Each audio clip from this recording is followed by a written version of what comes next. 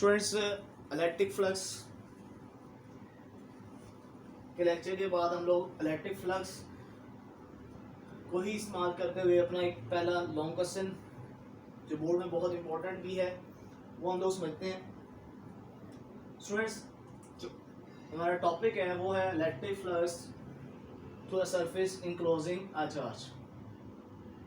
यानी कि आपने स्टूडेंट्स इलेक्ट्रिक फ्लक्स कैलकुलेट करना है एक ऐसे सरफेस का जिसने एक चार्ज इनक्लोज किया होगा। इनक्लोज का मतलब यहाँ पे है कि उसने वो चार्ज जो है वो अपने अंदर घेरा हुआ है। अब स्टूडेंट, इसके लिए अगर हम डायग्राम देखें तो एक सिंपल सी डायग्राम आपको नज़र आ रही है कि एक सरफेस है जिसमें प्लस क्यू चार्ज सेंटर में पड़ा हुआ है। तो अगर आप इसकी स्टार्टिंग में थ्योरी की लाइंस देखें, consider a close surface. Students, ये लाजमी कंडीशन होती है क्लोज सरफेस होना in the form of a sphere of radius R, और इस सरफेस का रेडियस हम बताएंगे कि वो कितना है R, which has a point charge Q at its centre. Students, इसके बाद चूँकि ये एक बहुत बड़ा स्फीयर है तो हम लोग स्टूडेंट्स करेंगे ये कि अभी मैंने आपको बताया था कि इलेक्ट्रिक फ्लक्स कैलकुलेट करने के लिए जो आपका एरिया होना चाहिए स्टूडेंट्स वो होना चाहिए फ्लैट। अब इसको फ्लैट बनाने के लिए स्टूडेंट्स हम लोग क्या करेंगे कि इस स्फीयर को हम लोग स्मॉल एरिया एलिमेंट्स के अंदर कन्वर्ट कर लेंगे। ठीक है स्टूडेंट्स, यानी कि अगर ये हमारे पास ये इस तरह एक पूरा क्लोज स्फीयर है तो हम लोग इसको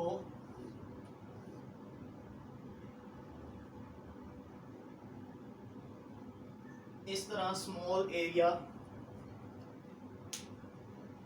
एलिमेंट्स के अंदर कन्वर्ट कर लेंगे। और वो एरिया एलिमेंट्स क्या होंगे, देखें, टोटल जो स्फीयर है उसका एरिया है डेल्टा ए और जो इलेक्ट्रिक इंटेंसिटी है वो है ई।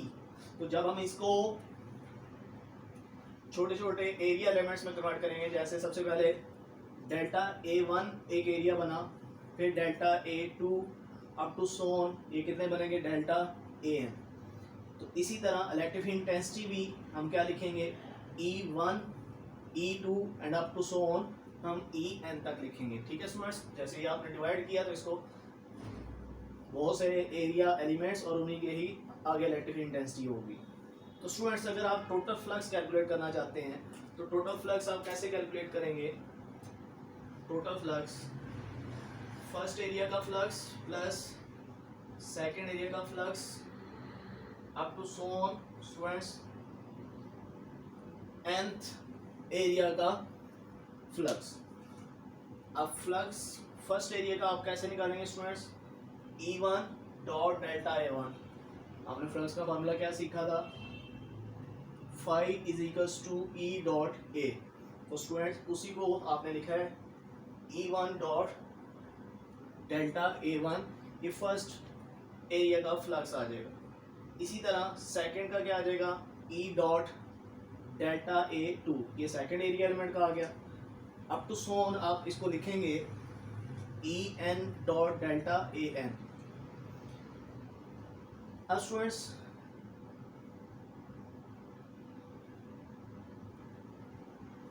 देखें, ये जो इलेक्ट्रिक फील्ड E1 E2 या अप टू सोन EN है ये सब आपस में इक्वल होंगे। स्टूडेंट्स, इसकी वजह क्या है कि E1 E2 E3 E4 up to Son EN ये सब इक्वल होंगे। तो स्टूडेंट्स की वजह ये है कि चूंकि आपने जो पॉजिटिव चार्ज पूरे स्फीयर पे मौजूद था आपने चूंकि उस स्फीयर के इक्वल पार्ट्स बनाए हैं तो उस चार्ज में चार्ज की जो जब आप उस चार्ज को देखेंगे तो हर एरिया के अंदर इक्वल अमाउंट ऑफ चार्ज मौजूद होगा और उसमें से निकलने वाली इलेक्ट्रिक फील्ड लाइंस की तादाद भी क्या होगी स्टूडेंट्स, सेम होगी। इसलिए स्टूडेंट्स हर एरिया एलिमेंट में से A1 A2 A3 up to सोन में से equal number of electric field lines students वो निकल रही होंगी। तो इसलिए सब एरिया एलिमेंट्स का जो इलेक्ट्रिक फील्ड इंटेंसिटी होगी E1 E2 up to Son En, ये सब क्या होंगे, E के बराबर होंगे। तो स्टूडेंट्स आप इस एक्सप्रेशन में आप देखें कि जहाँ पे E1 था, E2 था, En था, वहाँ पे आपने ख़त्म करके क्या लिख दिया है, सिंपल E लिख दिया है। स्टूडेंट्स एक और चीज़ देखें, यहाँ पे डॉट था, ठीक है, उस डॉट को भी आपने रिमूव कर दिया स्टूडेंट्स। उसकी वजह ये है कि देखें स्टूडेंट्स, अगर फर्ज करें ये वो हमारा सरफेस था, ठीक है स्टूडेंट्स, और यहाँ पे हमारे पास एक छोटा सा एरिया एलिमेंट हमने बनाया था, तो यहाँ पे जो एरिया एलिमेंट था उसका एरिया वेक्टर किधर होगा, तो उसका एरिया वेक्टर इस डायरेक्शन में होगा, अपवर्ड डायरेक्शन में। और यहाँ पे जो पॉजिटिव चार्ज होगा उसकी जो इलेक्ट्रिक फील्ड लाइंस है वो भी किधर होंगी स्टूडेंट्स, तो यहाँ पे जो पॉजिटिव चार्ज है उसकी भी इलेक्ट्रिक फील्ड लाइंस ऊपर होंगी। स्टूडेंट्स दोबारा देखें, यहाँ पे जो हम एक एरिया एलिमेंट छोटा सा बनाएंगे, जो एरिया हमने डिवाइड किए हैं, अगर हम यहाँ पे कहते हैं कि यहाँ पे A1 मौजूद है, तो वो जो A1 यहाँ पे होगा उसका एरिया वेक्टर किधर होगा स्टूडेंट्स, वो यहाँ पे परपेंडिकुलर होगा इस तरह। और यहाँ पे जो पॉजिटिव चार्ज है उसकी जो इलेक्ट्रिक फील्ड लाइंस है उनकी डायरेक्शन भी किधर होगी, तो उनकी डायरेक्शन भी अपवर्ड होगी, यानी कि E की। तो स्टूडेंट्स हर एरिया एलिमेंट और हर इलेक्ट्रिक फील्ड इंटेंसिटी की डायरेक्शन क्या होगी, पैरेलल होगी। तो उनके दरमियान एंगल 0 डिग्री होने की वजह से स्टूडेंट्स यहाँ पे एक्सप्रेशन के अंदर जब आप डॉट को रिमूव करेंगे तो cos 0 आएगा, और उस cos 0 डिग्री की वैल्यू क्या हो जाएगी 1, तो वो भी बीच में से खत्म हो जाएगा। तो स्टूडेंट्स यहाँ तक आपने ये एक्सप्रेशन देखा, जिसमें से स्टूडेंट्स आप देखें, आप E को कॉमन ले सकते हैं, तो अंदर आपके पास ब्रैकेट के अंदर आपको क्या नजर आ जाएगा, delta A1 plus delta A2 plus up to so on delta An। और स्टूडेंट्स अगर हम इन्हीं सारे एरिया एलिमेंट्स को ऐड अप कर रहे हैं तो इसका मतलब ये है कि ये टोटल हमारे पास स्फेरिकल सरफेस एरिया होगा। और स्टूडेंट्स E की वैल्यू तो हमने पढ़ी है कि वो क्या होती है 1/4 पाई एप्सिलॉन नॉट Q/r², ये यहाँ पे ऊपर भी हमने लिखी थी। और स्टूडेंट्स किसी भी स्फेरिकल ऑब्जेक्ट का टोटल एरिया ये होता है, किसी भी स्फेरिकल ऑब्जेक्ट का टोटल एरिया का फार्मूला 4 पाई r² होता है। तो स्टूडेंट इसमें से 4 पाई से कट जाएगा, r² से कट जाएगा, तो बाकी आपके पास एक क्लोज स्फीयर का जो टोटल फ्लक्स का एक्सप्रेशन आपके सामने आएगा, वो क्या आएगा स्टूडेंट्स, Q/ε0।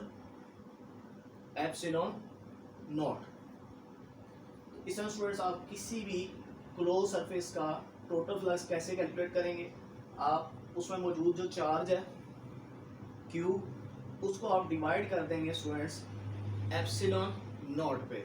और यही चीज़ आपको गॉसेस लॉ कहता है कि अगर आप किसी भी क्लोज सरफेस का टोटल फ्लक्स कैलकुलेट करना चाहते हैं तो आपको हर एरिया एलिमेंट का फ्लक्स अलग से कैलकुलेट करने की ज़रूरत नहीं है, बल्कि आप क्या करेंगे कि अगर आपने टोटल फ्लक्स कैलकुलेट करना है तो आप टोटल चार्ज को डिवाइड कर लेंगे इस पे ε0 पे। उसके बाद स्टूडेंट्स ये इसके नीचे जो पैराग्राफ है ये बहुत इंपॉर्टेंट होगा, यहाँ से MCQ आपको नज़र आएगा आगे, और वो बहुत पूछा भी जाता है स्टूडेंट्स। वो ये है कि जो क्लोज सरफेस है उसका टोटल फ्लक्स किस पे डिपेंड करता है। तो स्टूडेंट्स आपने एक्सप्रेशन क्या देखी है, आपने एक्सप्रेशन देखी है phi = Q/ε0। तो स्टूडेंट्स आप खुद देखें कि यहाँ पे फ्लक्स किस पे डिपेंड आपको पता नज़र आ रहा है। स्टूडेंट्स वो आपको नज़र आ रहा है कि फ्लक्स डिपेंड कर रहा है किस पे, चार्ज जो उस सरफेस ने इनक्लोज किया हुआ है। एंड सेकंड स्टूडेंट आपको वो नज़र आ रहा है कि वो किस पे डिपेंड कर रहा है, ε0। और ये क्या चीज़ है, ये है प्रॉपर्टी ऑफ अ मीडियम, ठीक है। परमिटिविटी जो है वो आपको मैंने बताया था कि किसकी प्रॉपर्टी है, वो एक मीडियम की प्रॉपर्टी है। ई नॉट फ्री स्पेस के लिए इस्तेमाल होता है, और अगर यहाँ पे फ्री स्पेस ना होती तो मीडियम होता तो हम यहाँ पे क्या लिखते हैं, नीचे ई एम लिखते। तो स्टूडेंट्स आप इसकी सेकंड पैराग्राफ पे गौर करें। It can be seen that the flux through arbitrary shape close surface is same as that through the surface sphere. Next पे स्टूडेंट देखें,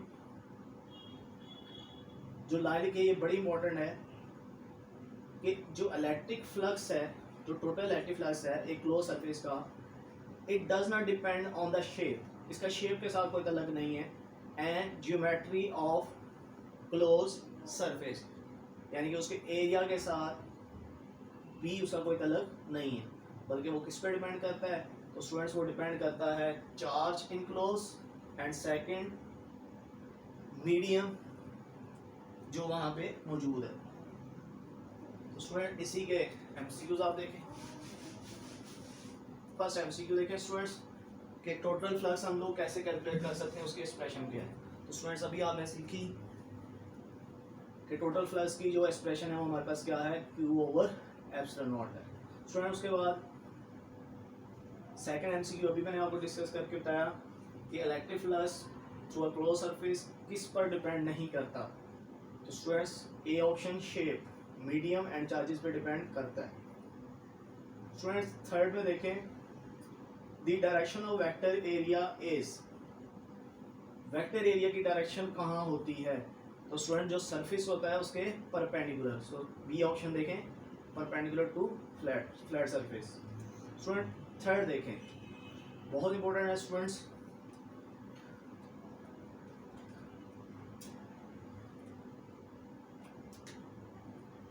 स्टूडेंट उसने बोला है कि एक हमारे पास होलोस्फेयर है, ठीक है, उस होलोस्फेयर के अंदर एक नेगेटिव चार्ज है और एक पॉजिटिव चार्ज है, ठीक है स्टूडेंट्स, जो कि इक्वल इन मैग्नीट्यूड है। तो आपने टोटल फ्लक्स बताना है स्टूडेंट्स। तो देखें टोटल फ्लक्स कैसे निकालेंगे, Q ओवर एप्सिलॉन नॉट, ये आ गया पॉजिटिव चार्ज के लिए, और नेगेटिव चार्ज के लिए स्टूडेंट्स ये फार्मूला बन जाएगा minus Q over epsilon not. Students मैं यहाँ पे Q के साथ 1 या 2 नहीं लिखूंगा, उसकी रीज़न कि यहाँ पे दोनों चार्जेस इक्वल इन मैग्नीट्यूड हैं, लेकिन एक प्लस है और एक माइनस का है। तो स्टूडेंट्स उनके साथ हमने एक के साथ प्लस मेंशन किया और एक के साथ माइनस। तो स्टूडेंट्स ये दोनों कैंसिल हो जाएंगे, तो टोटल फ्लक्स कितना होगा स्टूडेंट्स, 0 होगा, ठीक है स्टूडेंट्स। तो ए ऑप्शन आपका यहाँ पे करेक्ट होगा। तो स्टूडेंट्स याद रखें, अगर माइनस यानी कि नेगेटिव चार्ज होगा तो आपने फार्मूले में माइनस बी लगाना है, ठीक है स्टूडेंट्स। इंशाल्लाह इसी के साथ हम अपने लेक्चर्स को कंटिन्यू रखते हुए इसके बाद जो टॉपिक है गॉसेस लॉ और फिर उसकी एप्लीकेशंस, वो हम लोग बहुत जल्द जो है वो ट्राई करेंगे। बहुत ही आसान लेकिन बहुत इंपॉर्टेंट क्वेश्चंस हैं वो भी। तब तक के लिए अल्लाह हाफिज़।